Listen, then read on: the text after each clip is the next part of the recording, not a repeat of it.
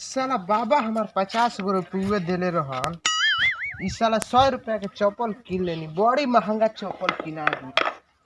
कौनो मुल्ला के पकड़े के पड़ी कि हमारे 50 रुपया आ जाए, देखे के पड़ी कौनो आवत कि नहीं आवत। आई तो हम बड़ी ओकरा के बुर्बक बना के अपन 50 गो रुपया ले ली। कोई लोग तो ही नहीं कि साला। अच्छा मुखिया आवत एकरे से 50 गो रुपया अपन लेवे के बनी। जय हो चटदेव बाबा, जय हो चटदेव बाबा। रउआ धन बनी, रउआ सब हमार सपना पूरा कर देनी। रउए चलते हम मेडल जीत के लाइल बनी। देखी है मिलल होने गई रही। जय हो चटदेव बाबा, असही हमारा पर कृपा बनैले रही। खुश होके रउआ भी हम 100 गो रुपया चढ़ावतनी। जय हो चटदेव बाबा। जय हो चटदेव बाबा। का रे बिगड़ुआ? जी मुखिया जी। अरे ये कौन देवता के तू पूजा करत रे? चटदेव बाबा हवन। जाऊ चटदेव बाबा हवन। जाऊची मांगो ताऊची पूरा हो जाई। ई चटदेव बाबा कौन नया देवता पैदा लेला हन रे? नइखा का जानत ना, हम तो तोरा मुहे सुनतनी कि एगो चटदेवो बाबा हो खेले। चट देना एक आली में सब दे देलन। चोट देना एके बार में सब दे देवेले? हां एके बार में चट दे। अरे मरिहन नानू रे। ना पैसा के बात करती तहर जाऊची मांग बताऊची चट देना दे दियन, देरी ना करेलन। चट देना दे दिहन? हां एकदम चट दे, एकदम चट दे। अरे बिगड़ुआ जी मुखिया जी। अरे तोर तो देवता बड़ा चोट दे बाबा, तोरा के चोट से दे देताड़न। हमरो के मुखिया में जितवा दीहन। काहे ना, काल्हे गई रही चटदेव बाबा ले मांग के कि चटदेव बाबा जात तनी हम होने प्रोग्राम बा। हाँ जीतल तो मेडल मिलल बा। देखो ये चटदेव बाबा पर चढ़ावे आई रही तो पैसा। तो तू पैसा चढ़ावत ले चटदेव बाबा के? तो चटदेव बाबा चढ़ाई तबे न चटदेव बाबा पर खुश होयन। तो तू चटदेव बाबा के हेतना दान कर देले? हां हाँ? हम नइखा का जानत, गांव में एगो हम ही दानी बाबा ही कइल बानी। हमरो से बड़का दानी बड़े तू? हां तू का समझत र? जब से मुखिया भइल बानी तब से हम केतना दान कर देनी। तो मुखिया अपना नाम खातिर भइल लखबा, बाबा के सामने नइखा चढ़ाइले। तो देख अभी लगले बाबा के मन दिल दोनों खुश कर देतानी। आ चटदेव बाबा तोरा के छो के हमारा पर दयालु हो जी है। हमारा पर ऊ कैसे हो?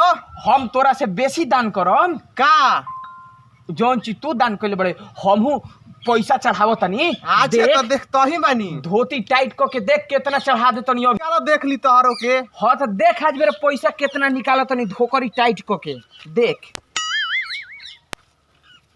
चढ़ैले बड़े नु ले बाबा। जय हो बाबा। देख ले बड़े दानी।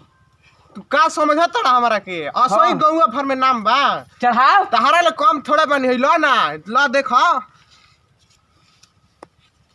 जय हो बाबा दलाई। हाँ तो लो हो बाबा यौरी। हेलो बाबा एकरा पर मुखिया जी पर छोड़ पे हमारा पर कृपा बनैले लो यौरी।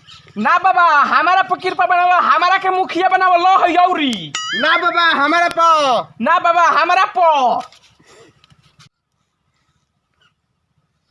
मुखिया जी। हाँ बोल। जान गुनी रहुआ बानी बहुते, हमारा ले बड़ दिलदार बानी। हम दान एकदम दान दिल खोल के करना।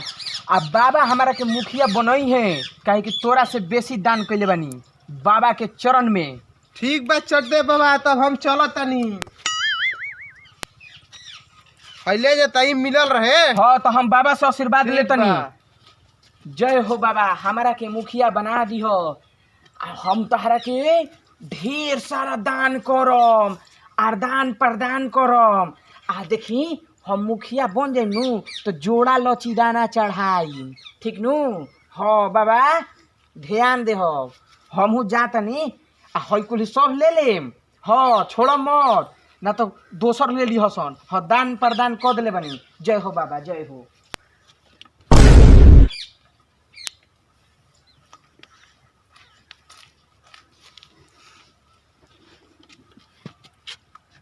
मुखिया तो गईल।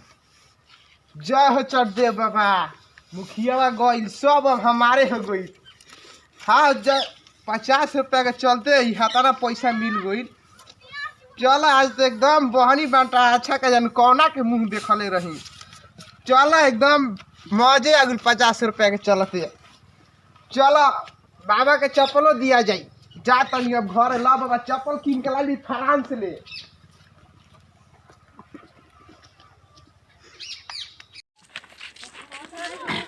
सबसे पहले हम बंगाल टाइगर अपना टीम के तरफ से प्रणाम नमस्कार आदाब। और देखनी जा वीडियो कि कैसन बा वीडियो है आप लोग बता दें कमेंट करके। और ई रोहित मोरिया आई तो नतिया बाबा जौन इनकर नाम धराइल बा बिगड़ुआ वीडियो के माध्यम से। और हई भाई आवा है ने भैया के तनी बतावे के बा ना ई भैया बड़ी मेहनत कैलन लड़का के शांत करावे में।